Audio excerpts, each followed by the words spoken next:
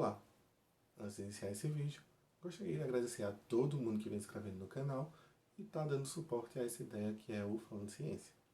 Muito obrigado pelo apoio e espero que vocês gostem do vídeo de hoje. No vídeo de hoje, nós vamos entender como inibir um enzima em específico pode ajudar no tratamento do Alzheimer. Eu sou o Paulo Miranda e seja bem-vindo ao Falando Ciência. O Alzheimer é uma doença neurodegenerativa que geralmente acomete pessoas idosas e se caracteriza por afetar tanto a cognição quanto a memória de quem apresenta a doença.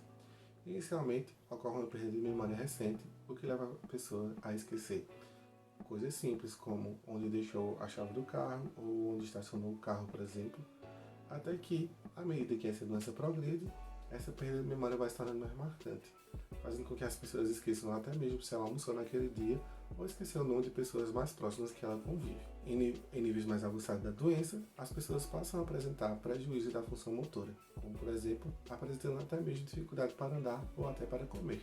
Nós podemos caracterizar essa doença em 3 estágios. O estágio inicial, onde ocorre alteração na memória, podendo ocorrer também alteração na personalidade, habilidades espaciais e visuais da pessoa, fazendo com que ela não consiga processar muito bem as imagens ou ter muita noção do espaço em que ela está inserido. O estágio 2 da doença, que é a fase moderada, onde a pessoa já apresenta dificuldade em falar, realizar tarefas simples e coordenar movimentos. É também muito frequente que as pessoas apresentem estágios de agitação, como também insônia. E a fase 3, que é uma forma mais grave, onde há uma certa resistência em conseguir executar tarefas simples diárias.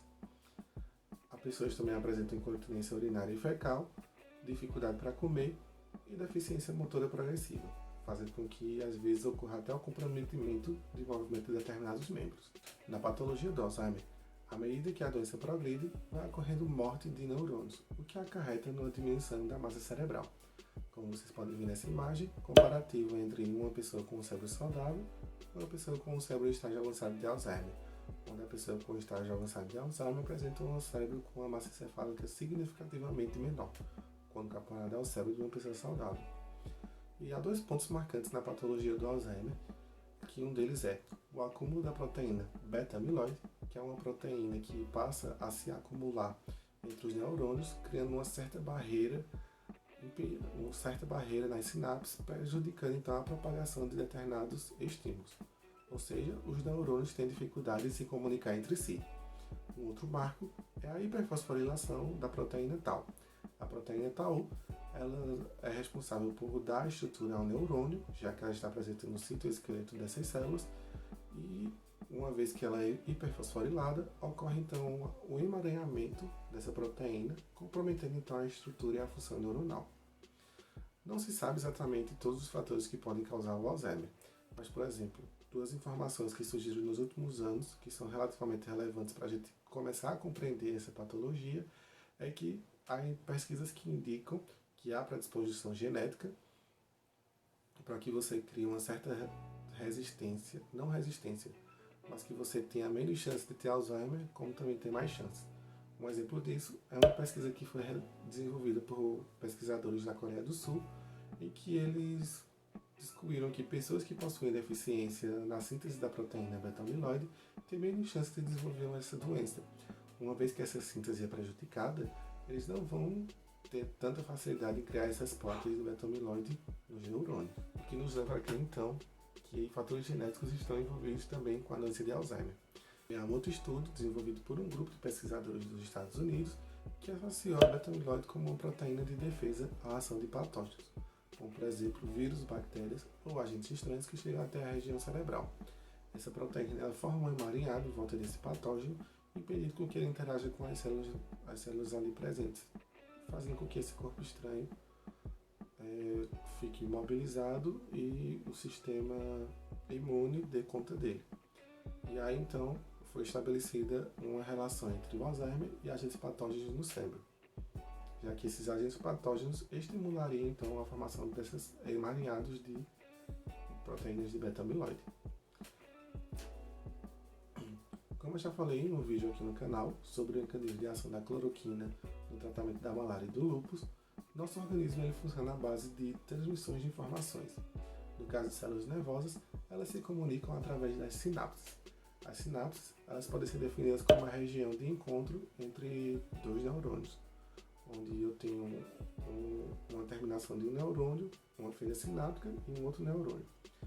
E aí o que acontece? Um neurônio que precisa passar informação para que chegue até o cérebro, ele vai liberar moléculas nessa fenda sináptica, e esse outro neurônio ele vai ter receptores que reconhecem essas moléculas liberadas por esse neurônio, fazendo com que essa informação seja propagada. As moléculas são chamadas de neurotransmissores. Um desses neurotransmissores se chama acetilcolina. A acetilcolina é uma molécula orgânica que, uma vez que ela é liberada por um neurônio, um segundo neurônio a reconhece e, após esse reconhecimento, ocorre a degradação dessa acetilcolina pela enzima acetilcolinesterase, para que então essa acetilcolina não se torne ali persistente na fenda sináptica. Uma das consequências do Alzheimer é a diminuição na produção de neurotransmissores, como a acetilcolina. Então, uma das abordagens para o tratamento do Alzheimer é justamente fazer com que tentar achar um meio para que esses neurotransmissores se tornem mais persistentes ali na fenda sináptica, não estimulando sua produção, mas fazendo com que, uma vez que um neurônio libera esses neurotransmissores na fenda sináptica, ele fica aqui por mais tempo. O que é que pode ser feito então? Inibir a ação da enzima que degrada esse neurotransmissor, como por exemplo a acetilcolinesterase. Então, desde os anos 90, mais ou menos ali nos anos 90, alguns tratamentos são focados na inibição da enzima acetilcolinesterase, fazendo com que a acetilcolina se torne mais persistente ali nas fendas sinápticas. E pesquisas concluíram que isso é capaz de retardar o avanço do Alzheimer. Lembrando que não existe cura para o Alzheimer, infelizmente é uma doença sem cura, a gente ainda não descobriu como curar, mas a gente pode tratar o Alzheimer fazendo com que o avanço dele seja mais lento, tenha uma progressão mais lenta. E essa é uma das abordagens. Atualmente se empregam 4 medicamentos que são capazes de inibir a enzima acetilcolinesterase, sendo eles a donepezila, a galantamina, a rivastigmina e a memantina. Porém, essas drogas elas possuem alguns efeitos colaterais, que em alguns pacientes elas são efeitos colaterais mais incômodos, como outros também não apresentam tantos efeitos colaterais assim. Então, uma linha de pesquisa que tenta focar em novas moléculas que possam inibir a acetilcolinesterase é a busca de inibidores provenientes da biodiversidade, como por exemplo, moléculas de plantas. Há estudos de bioinformática que indicam que moléculas naturais como alcalados e compostos fenólicos são capazes de inibir a acetilcolinesterase de forma competitiva e não competitiva.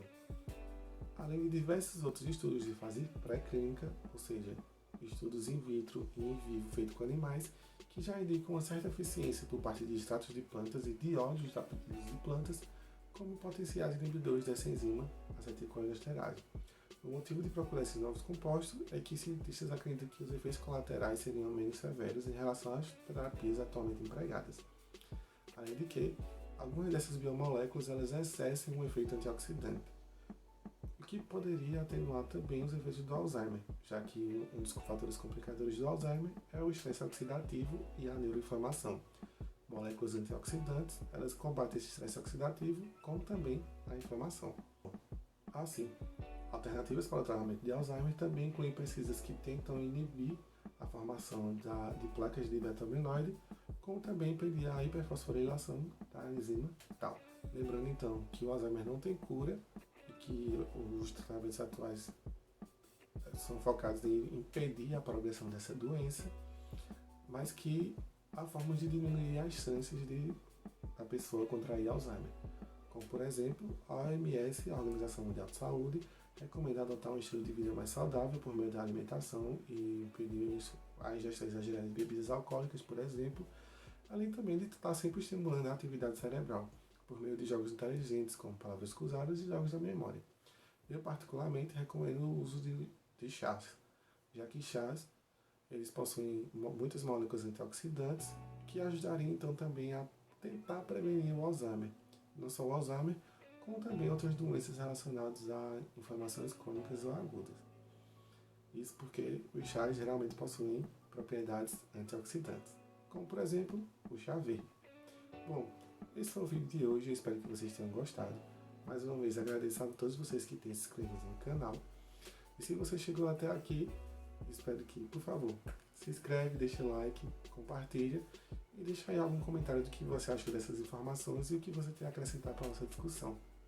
Eu sou o Paulo Miranda, esse foi o episódio de hoje e é nessa que eu vou.